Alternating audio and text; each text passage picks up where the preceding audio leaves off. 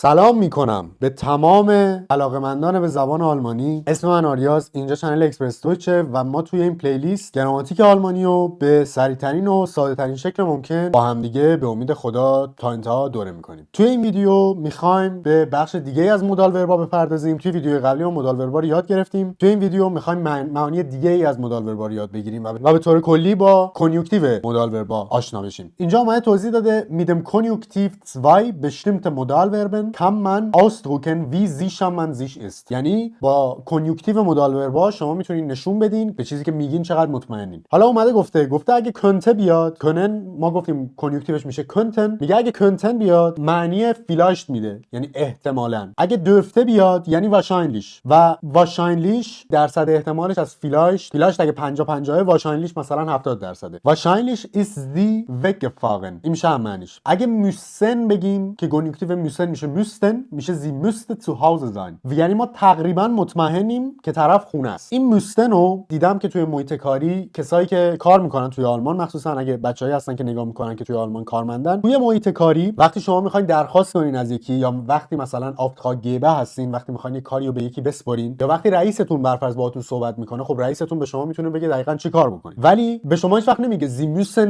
مثلا فلان کارو بکنی یا du musst diese Aufgabe erledigen. هیچ موقع به شما نمیگه موس. در محترمانه ترین حالت و وقتی که میخواد خیلی مستقیم و خیلی واضح بگه که شما یه کاری رو بعد انجام بدین، میگه sie müssten مثلا diese Aufgabe erledigen. از کنیوکتیو استفاده میکنه که دقیقاً معنیش همینه که احترامه رو میذاره یه جورایی، ولی میگه که شما باید این کارو در واقع انجام بدید. به خاطر همین کنیوکتیو یاد گرفتن خیلی مهمه، چون توی محیط کار تو آلمان شما از کنیوکتیو باید استفاده کنید، وگرنه یه جورایی حرفتون برش لازمو نخواهد داشت. خب اینجا اومدیم گفتیم کنتن میشه فیلاشت، دürften میشه wahrscheinlich، müssten میشه ziemlich sicher. و مثالاش vielleicht kauft Julia sich ein Elektrofahrrad، Julia könnte sich ein Elektrofahrrad kaufen. و همینجوری بقیه مثالا رو هم اومده گفته. و خب ich glaube هم ما میدونیم که احتمالاً حدس میزنم، فکر میکنم، ich denke، ich glaube، ich bin mir nicht sicher، ich bin mir sicher یعنی من 100% مطمئنم، ich bin mir ziemlich sicher یعنی من 80-90% مطمئنم، ich glaube، ich denke، اینجور چیزا یه احتمالی توشونه، یعنی من تقریبا مطمئنم، من فکر میکنم، حدس میزنم. Beispiele Übung 5 گفته ich vermute dass die Geschichte wahr ist. من فکر میکنم که داستان واقعیت داره، پس میشه die Geschichte dürfte wahr sein. گفتیم ich vermute، ich glaube، اینجور چیزا با dürften میاد. مثال اول میگه ich bin